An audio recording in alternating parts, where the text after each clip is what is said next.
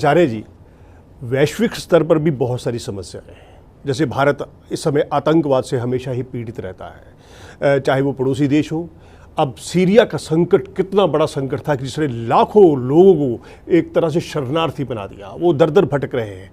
ऐसे में मानवीय मूल्यों की रक्षा कैसे की जाए, आतंकवाद से मुक्ति कैसे हो? आप तो विश्व स्तर पर संदेश देते हैं। नहीं हरीश जी, आपने ठीक कहा। वैश्विक समस्याओं की अगर बात करें तो मेरी नज़र में इस समय 3 बड़ी समस्या हैं दुनिया की। पहली समस्या है ग्लोबल वार्मिंग की, क्लाइमेट चेंज की, जलवायु परिवर्तन की। दूसरी समस्या है हिंसा और आतंकवाद की। और तीसरी समस्या है गरीबी की, अभाव की, असमानता की। और कहीं न कहीं इन तीनों ही समस्याओं का समाधान भगवान महावीर के दर्शन में उपलब्ध होता है जी। किंतु केवल सिद्धांतों की दुहाई देने से नहीं, मैंने जैसे कहा था उसके लिए प्रारंभ से ही मैंने एक बार तत्कालीन अमेरिकी राष्ट्रपति बिल क्लिंटन जब मुझे मिले, मैंने उनसे कहा कि आप नॉन वायलेंस पे कॉन्फ्रेंस करते हैं, पीस पे कॉन्फ्रेंस करते हैं, और मेरे भारत में तो एक एक सन्यासी लाखों की भीड़ जुटाता है। किंतु बदलाव केवल सिद्धांत से नहीं आता है, बदलाव केवल उपदेश से नहीं आता है, बदलाव आता है प्रयोग से।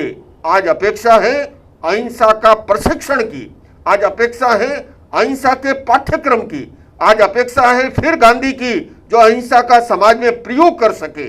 अगर प्रयोग आधारित क्रम होता है तो निश्चित रूप से, और जिन आपने मानवीय मूल्यों की चर्चा की, निश्चित रूप से मानवीय मूल्यों का भी तभी जो है संवर्धन हो सकता है, संरक्षण हो सकता है, जब हम सबसे पहले जो संतुलन की मैंने बात कही है, मैं फिर दोहराना चाहूंगा कि धर्म का विकास से, डेवलपमेंट से विरोध नहीं है, किंतु धर्म का यह अवश्य कहना है कि जो डेवलपमेंट अध्यात्म की नींव आधारित होता है वह जीवन में वरदान बनता है, और नहीं तो कभी कभी अभिशाप बन जाता है।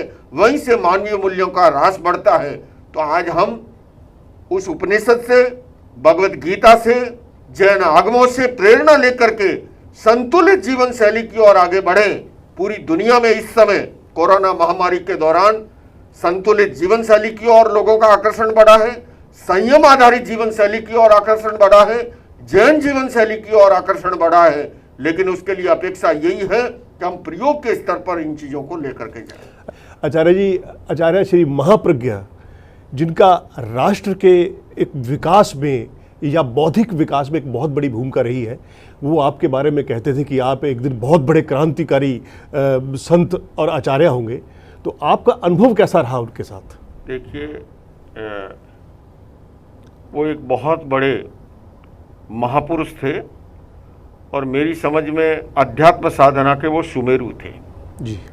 प्रेक्षा ध्यान के वो प्रणेता थे। जीवन विज्ञान के क्रम को उन्होंने आगे बढ़ाया, और लगभग 300 के आसपास उन्होंने ग्रंथों की रचना की।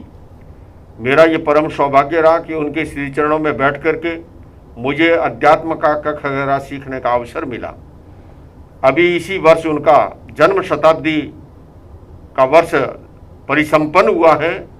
मैं इतना ही कह सकता हूँ कि ऐसे महान आचार्य शताब्दियों सहस्राब्दियों में कभी कभार पैदा होते हैं, और उनसे पूरी मानवता आलोकित होती है।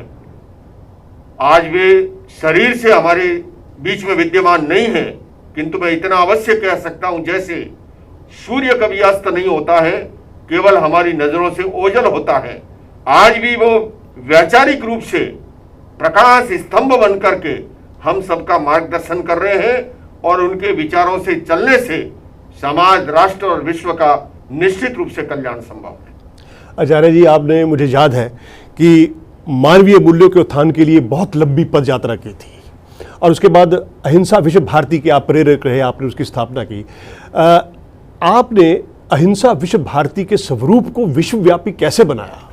देखिए हरीश जी, लगभग 20,000 किलोमीटर मैं पैदल चला हूँ जी, सन 1983 से लेकर के 2005 तक।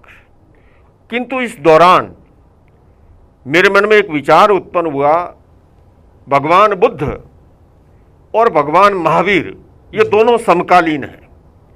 आज बौद्ध धर्म सारी दुनिया में फैल गया, और जैन धर्म जो कि एक साइंटिफिक है, रिलेवेंट है, उसके बावजूद वो एक सीमित क्षेत्र के अंदर कैद होकर के रह गया।